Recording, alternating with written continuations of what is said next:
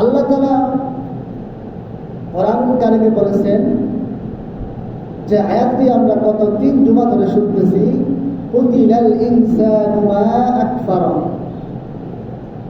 মানুষ ধ্বংস হয়ে যাবে, মানুষ ধ্বংস হোক যে মানুষগুলো আল্লাহ তাআলার কৃতজ্ঞতা প্রকাশ করে না, অকৃতজ্ঞ, সেই মানুষগুলোর কথা বলা হয়েছে। কিন্তু মানুষ তারপরেও ধ্বংস হয় নাই। অকৃতজ্ঞতা প্রকাশ করার পরেও মানুষ কেন ধ্বংস হয়নি, আমি এ ব্যাপারে আলোচনা করেছিলাম। আল্লাহ কেন ধ্বংস করেন নাই, আসলে কি ধ্বংসের কথা বলেছেন কিনা, এটা আমরা জেনেছি। আমি তার মধ্য থেকে উদাহরণ দিয়ে দিয়ে আপনাদের মাঝে কোরআন থেকে বুঝিয়ে বুঝিয়ে যতটুকু পেরেছি আমার মেধায় বোঝানোর চেষ্টা করেছি যে আল্লাহ তাআলা মানুষ ধ্বংস হোক এই কথা বলার পিছনে কারণ কি ছিল। মুফাসসিরিনে কেরাম এ ব্যাপারে 3টি মত উল্লেখ করেছেন। আমি 3টি মতের মধ্যে আজ পর্যন্ত একটি মত বলতে পেরেছি, বলা সক্ষম হয়েছি। কিন্তু আসলেই আল্লাহ তাআলা প্রকৃতপক্ষে ধ্বংস হওয়ার কথা বলেছেন, কিন্তু এবার আজকে আমরা যেটা জানবো, সত্যি সত্যিই তারা ধ্বংস হয়ে যাবে। এ ব্যাপারে আজকে আমরা আলোচনা শুরু করছি।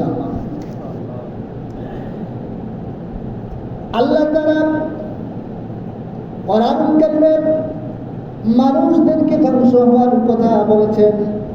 মুফাসসিরিনে কেরাম কয়েকটি মত দিয়েছেন, তার মধ্যে 2 নম্বর মত হলো মানুষ ধ্বংস হবে, অবশ্যই অবশ্যই ধ্বংস হবে। যারা কৃতজ্ঞতা প্রকাশ করে না তারা ধ্বংস হবে।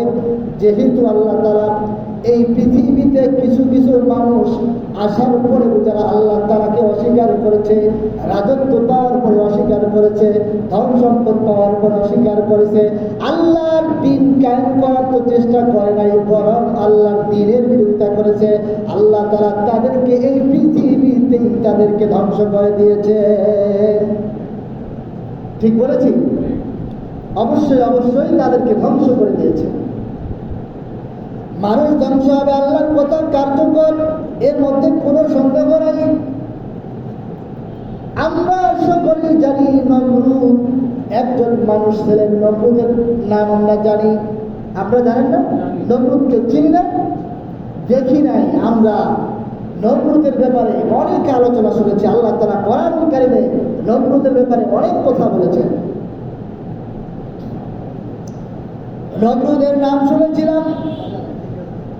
আমরা এটাও জানি আল্লাহ তাকে এমন কোনো জিনিস নেই যে তাকে দেন নাই, ধন সম্পদ থেকে রাজত্ব থেকে সব কিছু দিয়েছেন, কিন্তু আল্লাহ তাআলাকে অস্বীকার করার কারণে ওই নমরুদকে এমন শিক্ষা দিয়েছিলেন আল্লাহ তাআলা, সামান্যতম একটা নেংরা মশা দিয়ে তাকে জুতা পিটা করাইছেন। বলেন ঠিক কিনা? এটা জানেন কি? একটা নেংরা মশা, ভালো মশা দিয়েও তাকে মারেন নাই। কি করেছে? নেংরা মশা দিয়ে। আমরা এ ব্যাপারে একটু সংক্ষিপ্ত আকারে শুনতে চাই। নমরুদের নাম শোনার পরে আমরা সবই জানি, ঘটনাও জানি, অনেক কিছু জানি। কারণ আমরা যে ছোট থেকে এত বড় হলাম, নেংরা মশা দিয়ে আল্লাহ তাআলা কেমন করে মারলেন, আল্লাহ তাআলা এই নেংরা মশা দিয়ে কেন মারলেন, কেমন করে মারলেন, কোনোদিন কি শুনেছেন? আমি আপনি কোনোদিন শুনি নাই। কোনো মানুষ এই পৃথিবীতে আসার পরে কোনো মশা নাকের ছিদ্র দিয়ে ঢুকে মস্তিষ্কের মধ্যে বসে তাকে ইন্তিকাল করতে হয়েছে। আমার মনে হয় এমন কোনো ইতিহাস নমরুদ বাদে আর কোনো মানুষের আছে? আছে কি? নাই। তাহলে চিন্তা করে দেখেন, আল্লাহ তাআলা এমন একটা শিক্ষা দিয়েছেন, এমন ভাবে শিক্ষা দিয়েছেন, সামান্য একটা ক্ষুদ্রতম প্রাণী দিয়ে, সামান্য একটা মশা দিয়ে তাকে সাহায্য করেছেন। সে আল্লাহ কি এখনো আছে? সে আল্লাহ কি আছে? একটু কথা বলি।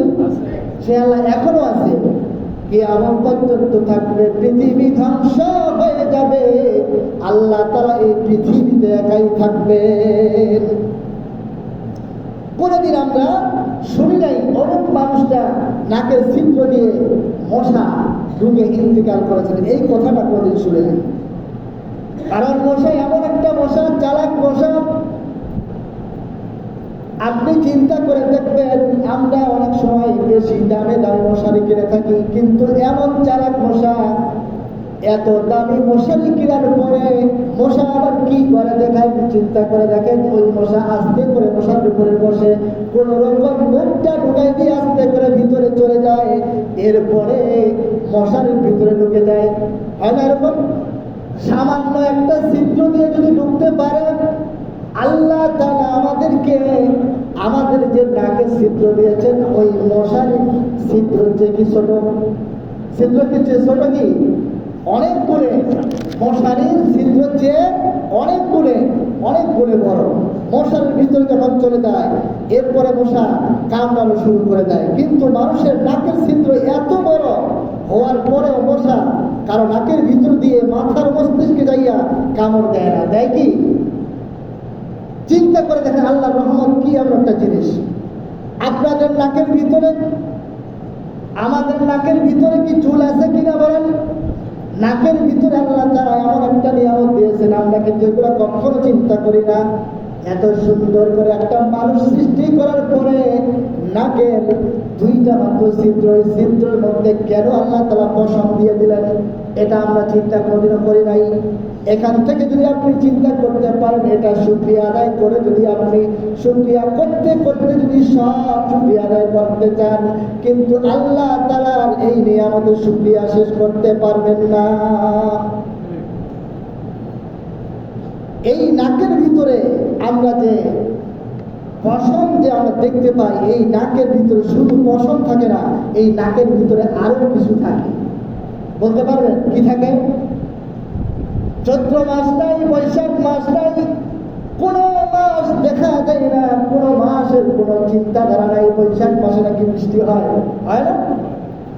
এখন তো সব চেঞ্জ হয়ে গেছে, চৈত্র মাসে বৃষ্টি হয় না? আল্লাহ তাআলা সব কিছুই পারেন, আল্লাহ চাইলে সব কিছু সম্ভব। ঋতু আমরা জেনেছি, আগে পড়েছিলাম 6 ঋতুর দেশ বাংলাদেশ। এখন কি আছে ঋতু? 6 ঋতু ঋতু আছে? 6 ঋতু সব চেঞ্জ হয়ে গেছে। আল্লাহ পারেন না এমন কোনো জিনিস নাই। আপনি চিন্তা করে দেখেন, চৈত্র মাস নাই, বৈশাখ মাস নাই, কোনো মাস নাই, যে কোনো মাসেই সব সময় প্রত্যেকটা মানুষের এই নাকের ভিতরে যে ছিদ্র থাকে, ছিদ্রের ভিতরে পশমের পাশাপাশি আমরা কি দেখতে পাই? একটু হালকা হালকা পানি থাকে। কি থাকে? পানি থাকে। সর্দি থাকলেও পানি থাকবে, আপনি হাত দিয়ে দেখবেন, না থাকলেও পানি থাকবে, কম আর বেশি। এটা কেন দিয়েছে আল্লাহ তাআলা? আপনি চিন্তা করে দেখেন, কেন আপনার নাকের ভিতরে পশম দিলেন? কেন নাকের ভিতরে কোনো মাস নাই, সময় নাই, সর্দি থাক আর না থাক, তারপরে আপনার নাকের ভিতরে পানি থাকে। এইটা যদি আপনি চিন্তা করেন, আল্লাহ তাআলা নাকের ভিতরে চুল দিয়া ক্ষান্ত হন নাই, তার সাথে স্পেশাল ভাবে আঠা লাগাইয়া আল্লাহ এটাকে প্রতিরোধের ব্যবস্থা করেছেন, যাতে করে মশা এবং ধুলাবালি মস্তিষ্কের ভিতরে যাইতে না পারে। আল্লাহ তাআলা আমাদের জন্য সে ব্যবস্থা করে দিয়েছে। সুবহানাল্লাহ। তাহলে চিন্তা করে দেখেন, এই নাকের ভিতরে যাতে মশা ঢুকতে না পারে, ধুলাবালি ঢুকে আপনার মস্তিষ্কে, আমার মস্তিষ্কে যাতে কোনো ক্ষতি না হয়, সাইড ইফেক্ট না হয়, কোনো বিপদ আপদ না হয়, সেজন্য আল্লাহ তাআলা কি সুন্দর একটা ব্যবস্থা করে দিয়েছেন। এজন্য কি আমার বলবো আলহামদুলিল্লাহ? আরো জোরে বলি আলহামদুলিল্লাহ।